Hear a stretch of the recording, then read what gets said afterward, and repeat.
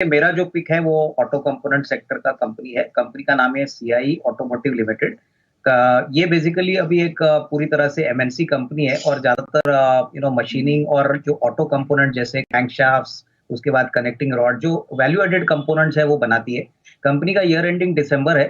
इस दिसंबर में करीबन 9,280 करोड़ का रेवेन्यू किया है और 1125 करोड़ का प्रॉफिट किया है। करीबन 30 रुपए की अर्निंग इस साल आई है। सबसे बड़ी बात इनके प्रेजेंटेशन में देख रहा था कि नॉट ओनली इंडिया लेकिन यूरोप में भी अभी इनका बिजनेस काफी अच्छी तरह से तेजी से बढ़ रहा है, क्योंकि देखिए ये डील हो गई है और मेरे ख्याल से कोई बड़ा मटेरियल इम्पैक्ट आने वाला नहीं है। डील होने के बाद मेरे ख्याल से स्टॉक सेटल होना चाहिए और 4,000 के आसपास अगर किसी को medium to long term view लेना है तो मुझे लग रहा है कि डेफिनेटली एक अच्छा रिस्क रिवॉर्ड बन सकता है।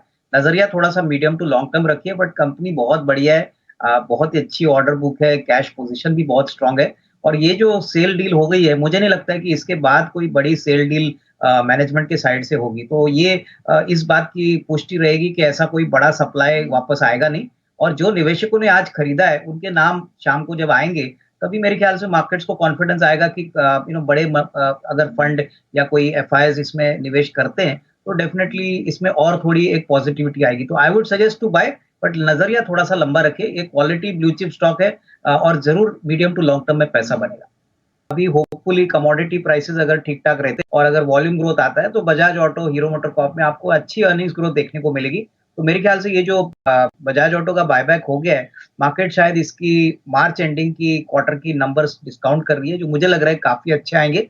और ओवरऑल जो स्पेस है इसमें आपको इस साल कम से कम 10 से 12% का इंडस्ट्री ग्रोथ देखने को मिलेगा और ये सारी कंपनी शायद ये इंडस्ट्री ग्रोथ को आउट परफॉर्म करेगी। तो मेरे ख्याल से अभी भी इसमें निवेशित रहना चाहिए। अच्छे ग्रोथ नंबर्स आपको आने वाले साल में भी देखने को मिल सकते हैं।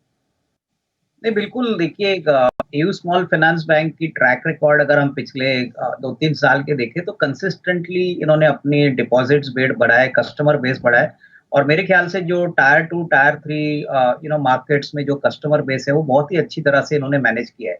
बैलेंस शीट भी बहुत स्ट्रांग है और जिस प्रकार का इन्होंने कल जो कमेंट्री दी है, अगले 3 साल का जो गाइडेंस दिया है, ये इस बात की पुष्टि है कि मैनेजमेंट प्रिटी कॉन्फिडेंट है कि अपने ओवरऑल ग्रोथ मोमेंटम को वो मेंटेन करेगा।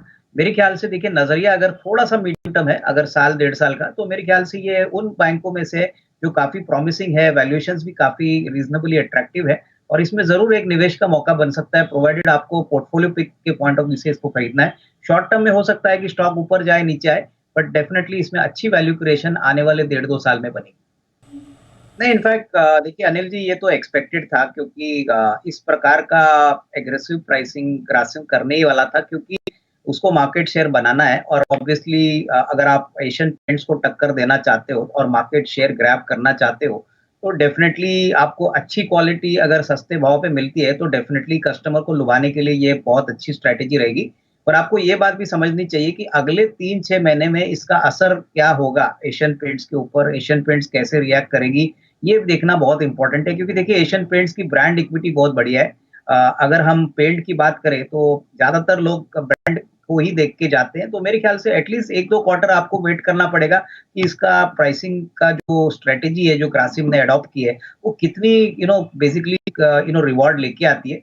क्योंकि देखिए इनिशियली तो ग्रासिम इसमें काफी कम मार्जिन कमाएगा, इनके फिक्स कॉस्ट भी काफी ज्यादा होंगे। तो एशियन पेंट्स का मार्केट शेयर सही में घटता है, ये मेरे ख्याल से मार्केट देखने की कोशिश करेगा। शॉर्ट टर्म हो सकता है थोड़ा बहुत स्टॉक थोड़ा रिएक्ट नेगेटिव करे एशियन पेंट्स, लेकिन मुझे नहीं लगता है कि नंबर्स में इमीडिएटली 1-2 क्वार्टर्स में इसका कोई असर आएगा। तो I think we'll have to wait and watch, but yes definitely आने वाले दिनों में कंपटीशन बढ़ेगा और ऑब्वियसली इसका असर सारी कंपनीज के मार्जिन पे आने वाला है। तो ये डेफिनेटली अच्छी बात नहीं है। हमको देखना पड़ेगा कि एशियन पेंट्स इस बात पे कैसा रिएक्ट करेगा, वेदर प्राइसेस मेंटेन करेगा या वो भी प्राइस कट करके अपना मार्केट शेयर रिटेन करने की कोशिश करेगा। वो अगेन ऑटो कंपोनेंट सेक्टर में काफी बड़ा दिग्गज प्लेयर है और कंपनी का नाम है सुंदरम फास्टनर्स। देखिए ये कंपनी बहुत समय तक अंडर परफॉर्म कर रही है, बट इसका मुझे लग रहा है कि आने वाला साल काफी अच्छा रहेगा, क्योंकि two wheeler space, passenger car, commercial vehicles, यहाँ पे इनका बहुत बड़ा एक्सपोजर है। इलेक्ट्रिक व्हीकल्स में भी अभी ये बहुत बड़ी मात्रा में एंटर कर रहे हैं और ज्यादातर लोग इनका जो प्रोडक्ट था वो रेडिएटर कैप से जुड़ाते हैं, लेकिन ये क्रिटिकल इंजन कंपोनेंट्स बनाते हैं जहां पे ये टायर 1 कंपनीज को सप्लाई करते हैं।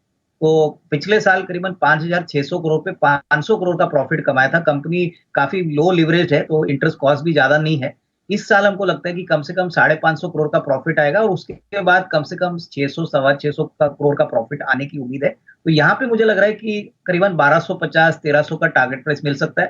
थोड़ा सा लंबी अवधि के लिए लेना ठीक रहेगा।